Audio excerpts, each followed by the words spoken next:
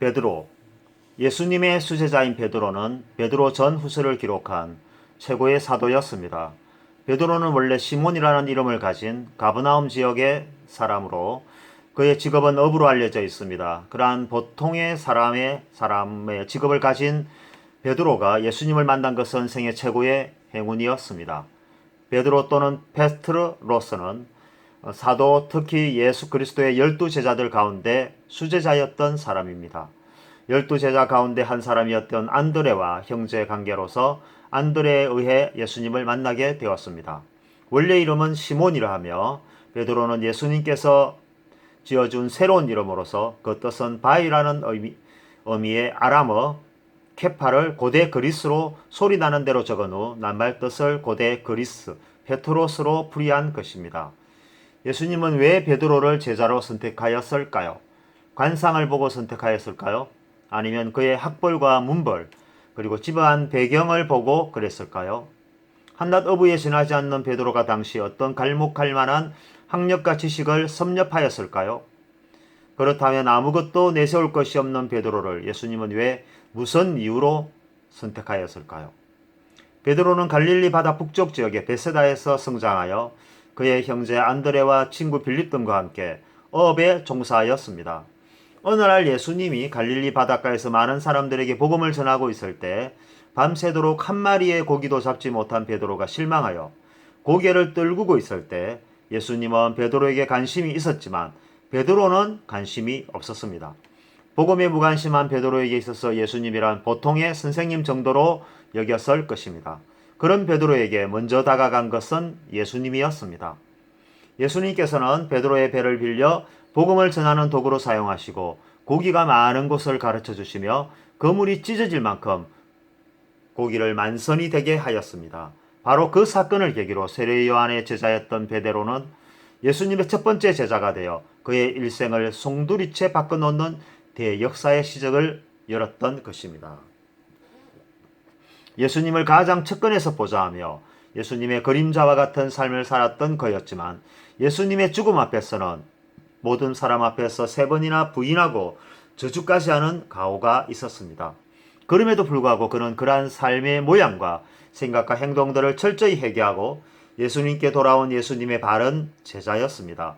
그는 예수님의 복음을 앞장서서 전파하고 수많은 기적과 죽은 자를 살려내었으며 예수님을 따라 무리를 걸어간 첫 번째 사도였습니다. 예루살렘 교회가 유대적 기독교의 모교회로 등장할 때 베드로는 항상 지도적 입장에서 교회를 섬겼습니다. 가이사라와 안디옥 지방으로 선교 여행을 다녔으며 전설에 의하면 주 67년 말년에 로마로 가서 전도하다가 순교하였다는 설이 있으나 역사적으로 증명은 되지 않고 있습니다. 베드로는 주 43년에 유대왕인 헤로데 아그리파에 의해 체포되었으나 기적적으로 감옥에서 탈출을 하였습니다.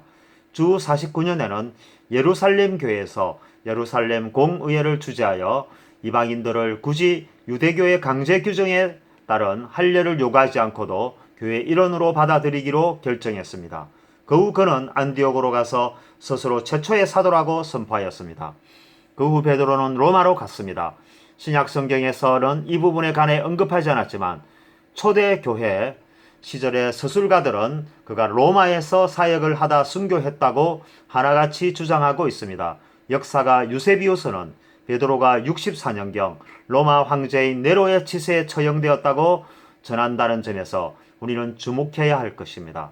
그러나 또 한편으로는 사도행전에서 베드로의 로마 여행에 관하여 기록하고 있지 않으며 또한 바울의 서신 가운데서도 베드로를 언급하지 않은 점 등으로 미루어 짐작할 때 베드로의 로마 선교 여행은 아주 미미했거나 실제로는 이루어지지 않은 것으로 판단되는 것입니다.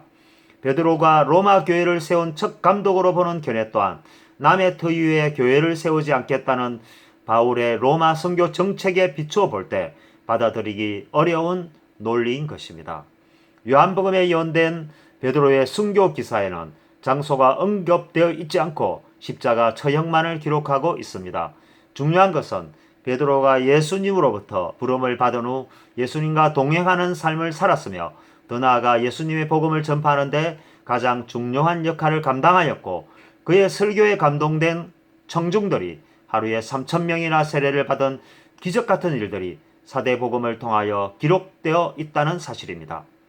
주 64년에서 66년경 로마 제국 네로 황제의 박해가 본격적으로 시작되는 시점에 기록한 것으로 추정되는 베드로 전후서는 소망의 서신으로 알려져 있습니다.